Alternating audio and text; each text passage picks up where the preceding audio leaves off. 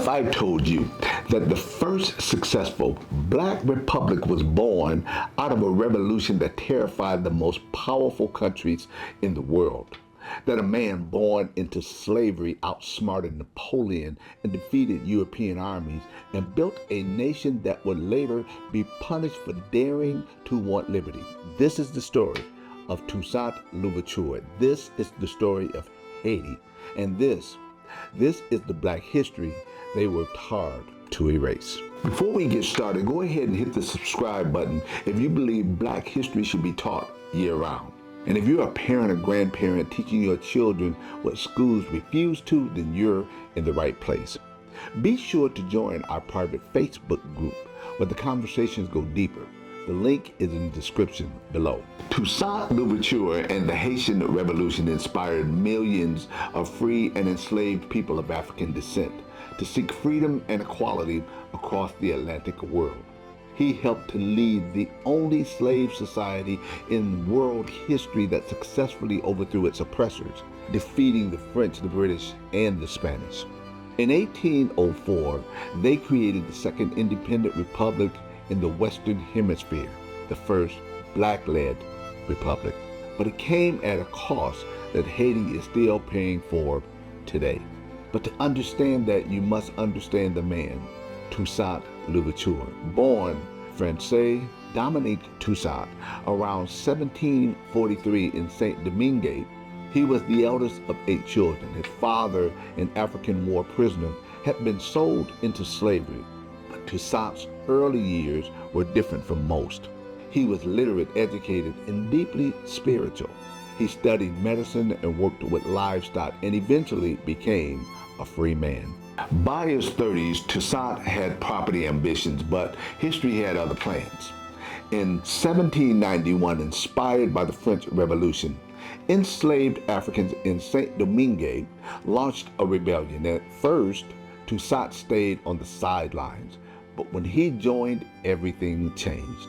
He earned the name L'Ouverture, meaning the opening, for the way that he broke through enemy lines. By 1793, he had risen to the rank of general.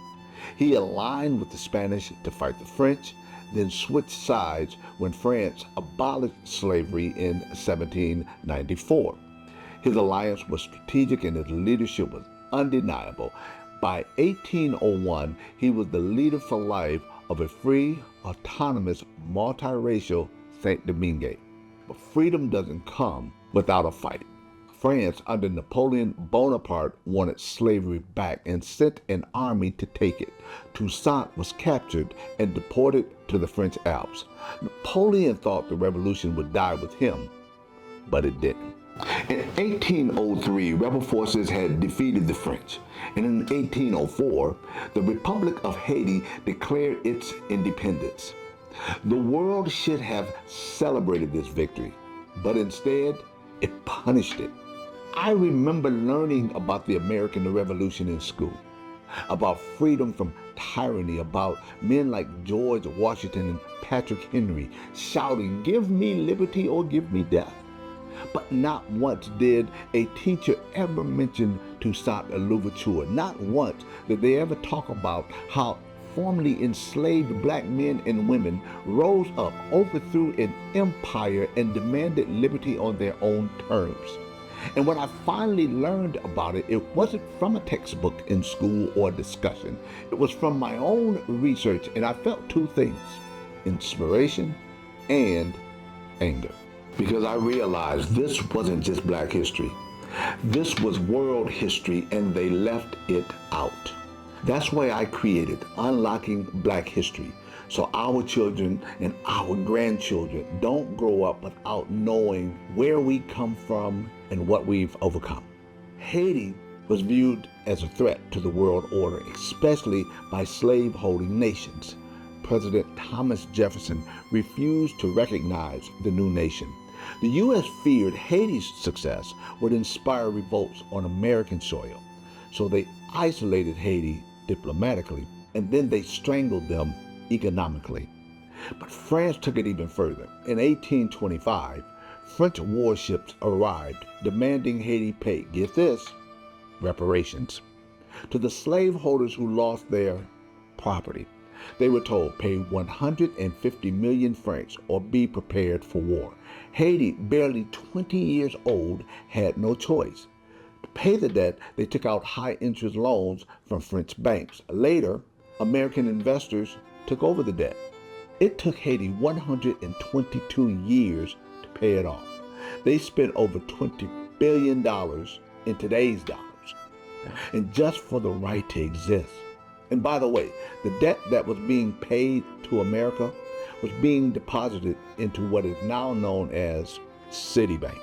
So the next time someone calls Haiti a failed state or any other unacceptable label, ask them, who made it that way? Think about that.